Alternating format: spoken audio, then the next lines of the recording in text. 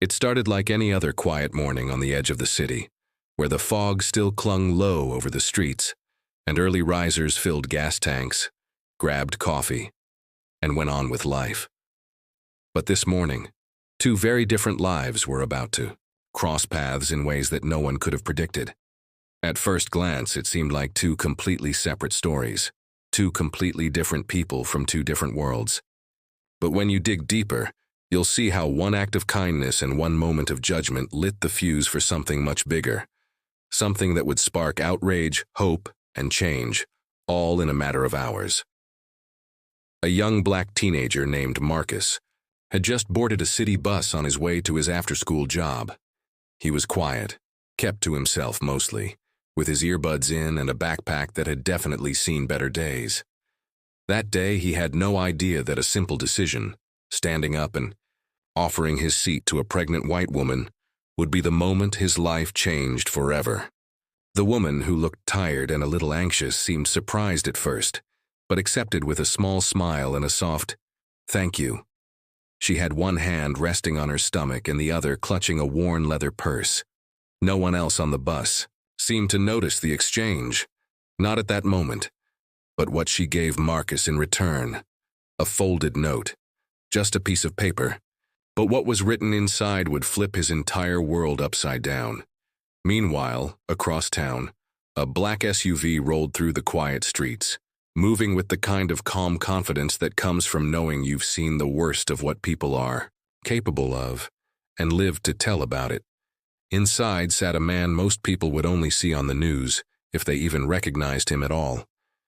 He didn't wear a badge on his shirt or flash his title around like a weapon, but David Reynolds was the director of the FBI.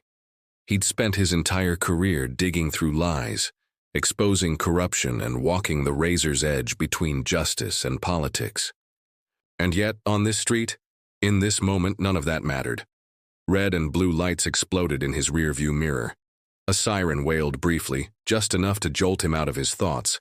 He pulled over calmly, expecting maybe a warning about a broken taillight or a misunderstanding. Instead, he found himself staring down the barrel of a gun. The officer, young, tense, and clearly on edge, barked orders, his voice sharp and rising. "Hands where I can see them. Step out of the vehicle." David did exactly as he was told, slow and careful, his hands raised. He said nothing about who he was. He didn't reach for his ID. He didn't argue. He knew better. But even then, something in the officer's tone, it didn't feel like procedure. It felt personal and reckless.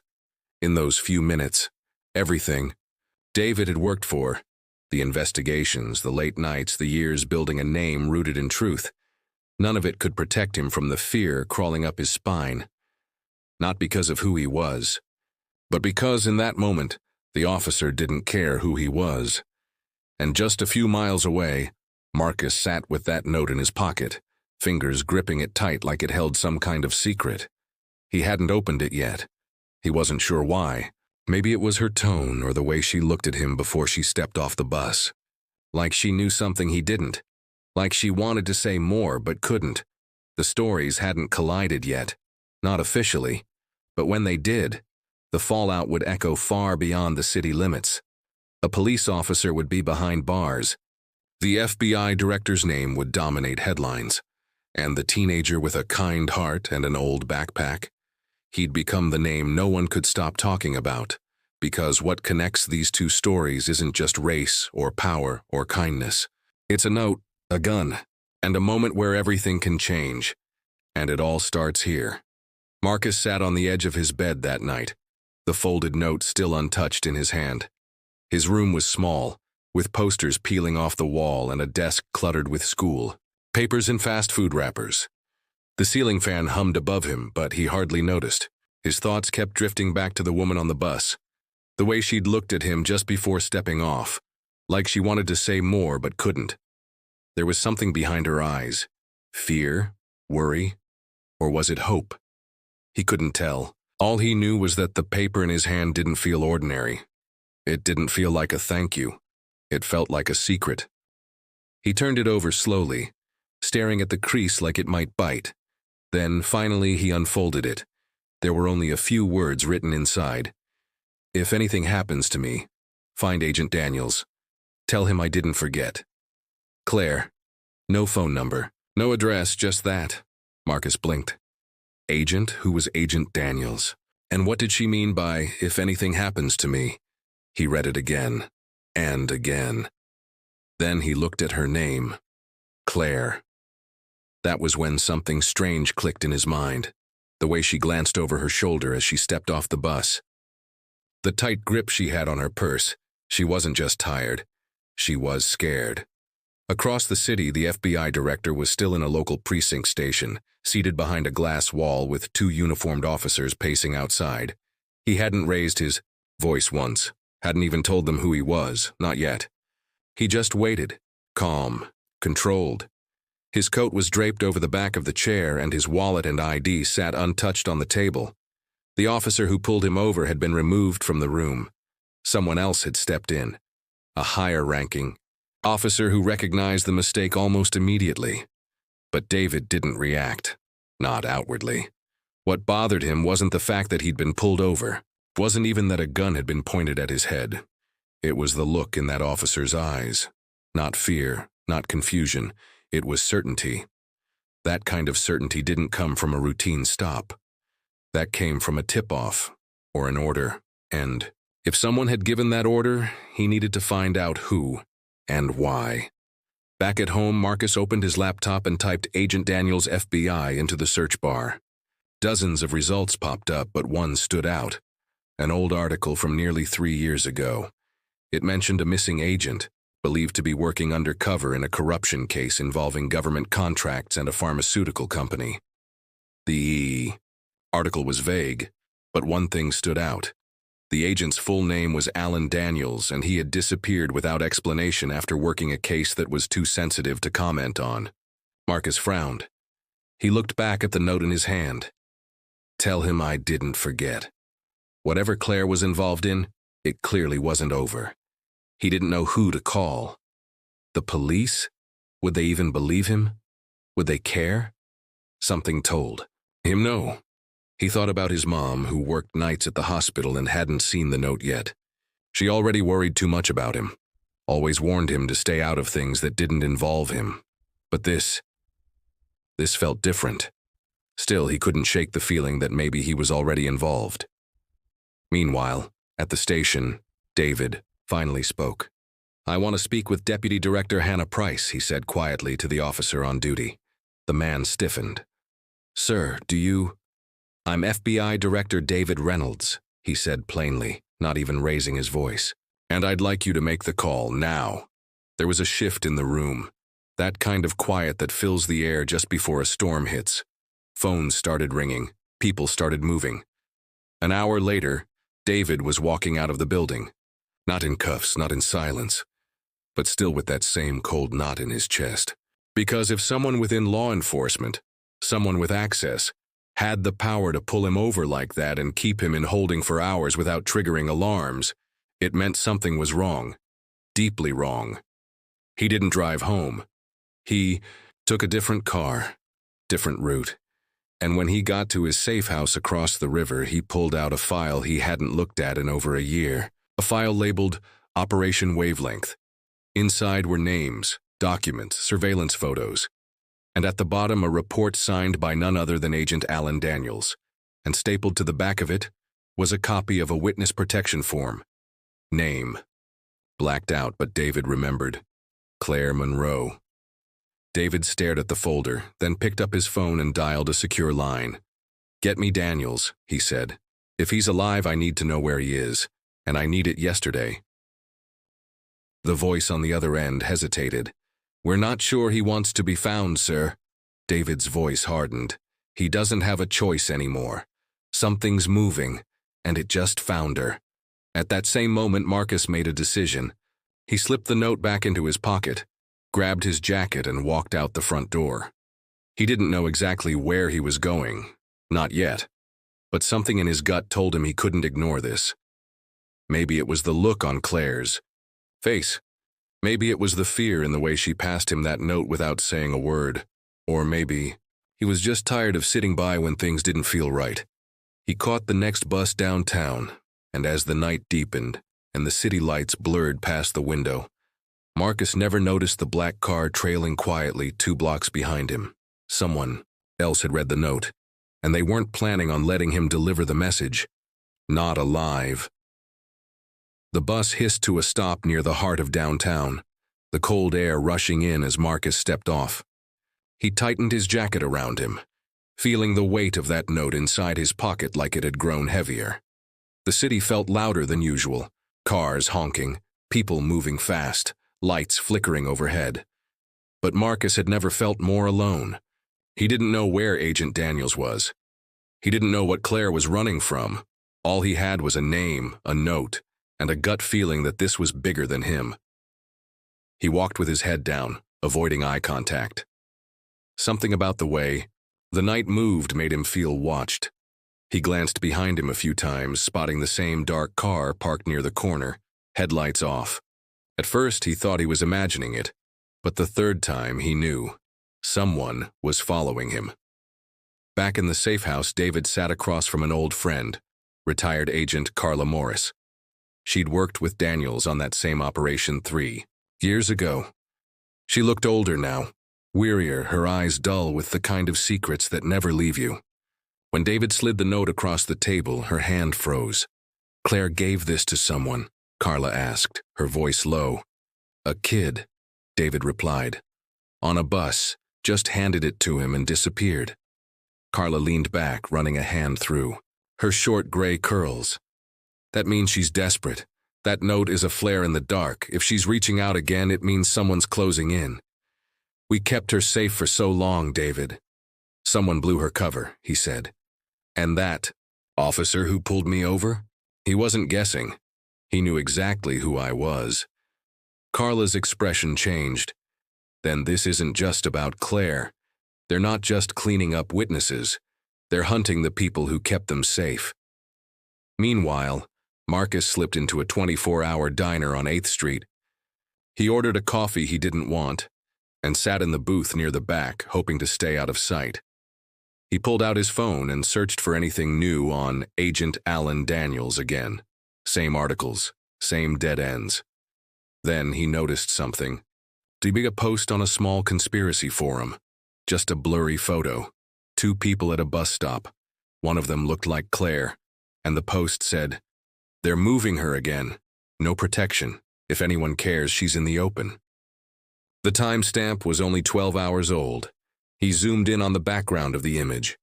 The shop sign behind her said Cornerstone Pharmacy. That was only 5 blocks from where he was. Marcus's heart started to race. In a quiet office, building 3 floors up from a bank downtown, a man in a dark suit stood facing a large window, earpiece crackling in his ear. His name wasn't known publicly, but in private files he went by Hunter Grayson, former intelligence, now working freelance. But not the kind of freelance you'd find on a job board. He handled problems. The kind of problems that couldn't be reported or explained. "This kid, Marcus Davis," said the voice in his earpiece. "He has the note. Claire gave it to him." "Confirmed." "Orders?" Hunter didn't turn from the window. "If he delivers it, Daniels resurfaces. If Daniels resurfaces, the whole operation cracks. That note is the matchstick. Remove the boy, quietly." "Copy."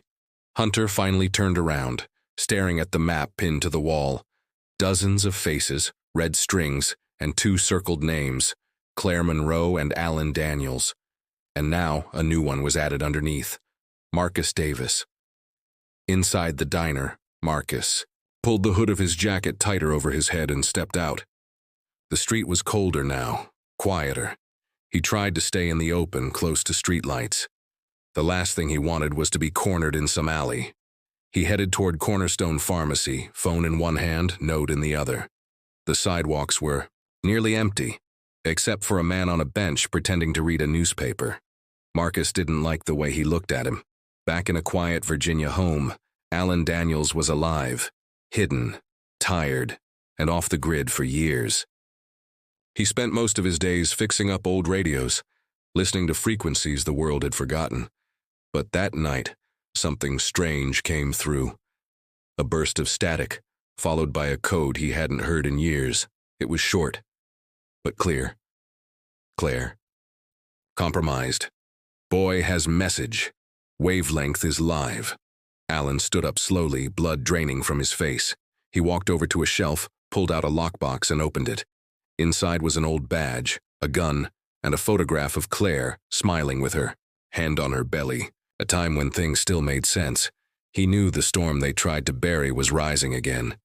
And the kid, Marcus, was in the middle of it. At that same moment, Marcus reached the pharmacy.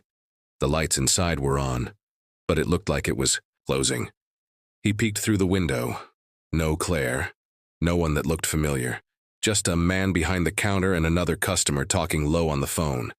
Then the door swung open behind him. A hand clamped down on his shoulder. Marcus turned, heart jumping, ready to run. But it wasn't someone he recognized. A woman. White, mid-40s, trench coat, eyes sharp. "You're Marcus, right?" she asked. He hesitated. "Who's asking?" "I'm a friend of Claire's," she said quietly. "We don't have time. They're watching you. Come with me. Now." Marcus looked past her. The black car from earlier was parked across the street. She grabbed his arm, firmly but not rough. "Trust me, kid. If you stay here, you won't make it through the night." And Marcus, heart pounding, had to decide. Trust a stranger claiming to be a friend, or risk walking alone through the shadows of something he didn't fully understand. The city moved on around them. Cars passed. Neon lights flickered. Somewhere far away, someone else was being watched. Someone else was deciding whether to speak up or stay quiet. But Marcus was already part of something now. Something buried. Something dangerous. And the truth was just beginning to surface. The woman's grip tightened slightly as she pulled Marcus into the alley behind the pharmacy. Her footsteps were fast and quiet, like she'd done this before. Marcus followed, but every part of him stayed on high alert. He didn't know her name, didn't know if she was telling the truth. But when he glanced over his shoulder and saw the man from the bench crossing the street toward the pharmacy door, he knew he couldn't afford to hesitate. They ducked through a back gate and into a narrow service corridor, lit by a single flickering bulb. Trash bins lined the walls, and the cold made his breath visible in short, nervous puffs. She finally stopped, checked over both shoulders, and looked him in the eye. "My name's Aaron. I worked with Claire years ago. I was the one who helped place her in protection," she said quickly. "But the program was compromised. We knew it might happen eventually, but not like this. She was moving between safe houses under the radar, and someone fed her location to the wrong people." Marcus could barely speak. "Why did she give me the note?" "Because she must have seen something in you," Aaron said. "Someone with no connection, no record, no ties to any agency. You were clean, and that made you safer than anyone else." She paused, lowering her voice even more. "That note, it's not just a warning, it's evidence.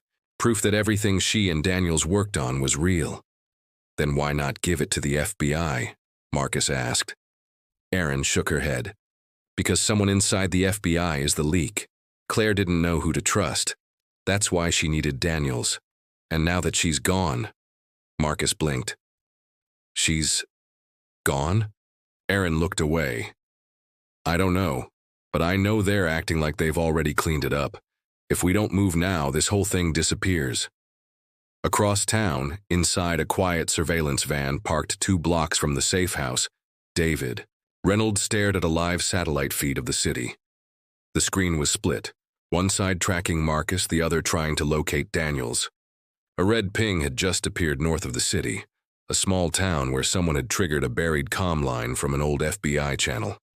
"Daniels is alive," said the tech beside him. "But if we found him, so did they." David clenched his jaw. "Patch me through." Static filled the van. Then a voice came through, tired, worn. "Director," said Alan Daniels. "Alan," David replied. "They're closing in. Claire's cover is blown. We don't know if she made it out, but the note, she gave it to a kid. Marcus Davis. He's got it." A long pause followed. Then Daniels said, "If she trusted him, I trust him. Get him. To me, that note is the last thread tying the truth together. If they get to him first, we lose everything." David's voice hardened. "They've already tried. Back in the alley, Aaron pulled out a folded map.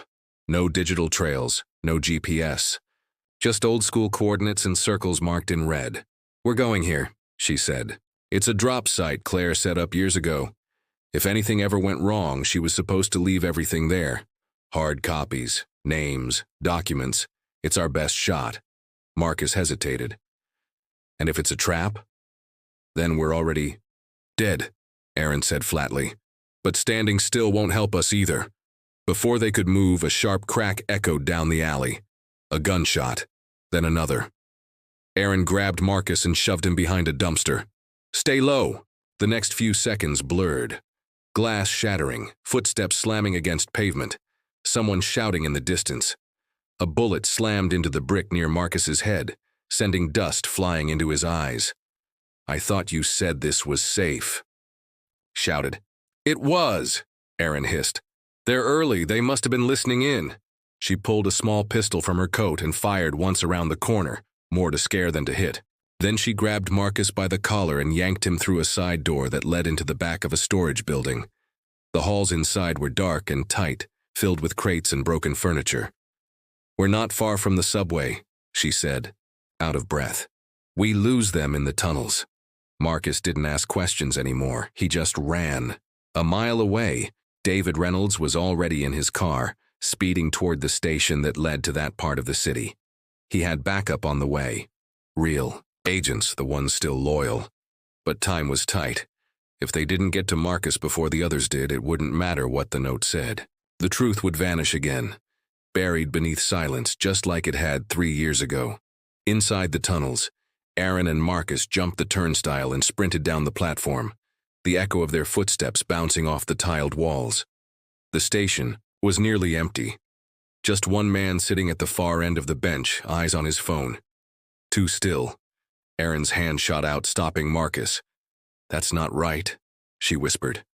The man stood slowly, revealing a headset and a weapon hidden under. "His coat! Run!" Aaron yelled. They turned just as the train lights burst from the tunnel ahead. Doors opened. Aaron shoved Marcus inside just as the man fired. The window behind them cracked but didn't shatter. The doors closed. The train began to move. Aaron collapsed into the seat across from Marcus, breathing hard, blood on her sleeve. Marcus stared at her. "You're hit." "It's a scratch," she said through clenched teeth. "We keep moving." As the train rolled deeper underground, the city above them spun toward chaos. Cars moved into position. Phones rang in offices where trust had already started to crumble. Somewhere near the Capitol, a judge opened a sealed envelope addressed, "By Claire Monroe," stamped with a symbol from a now-defunct FBI task force. The contents inside would change everything, if they reached the right hands. And still, the clock ticked. In the shadows, Hunter Grayson watched the camera feed from the subway station. He didn't flinch when the train pulled away.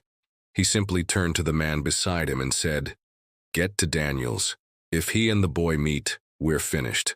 I want them both. Tonight." The last thing Marcus saw through the train window was the man from the bench watching him vanish into the dark, his face blank, but his message clear. This wasn't over. Not yet.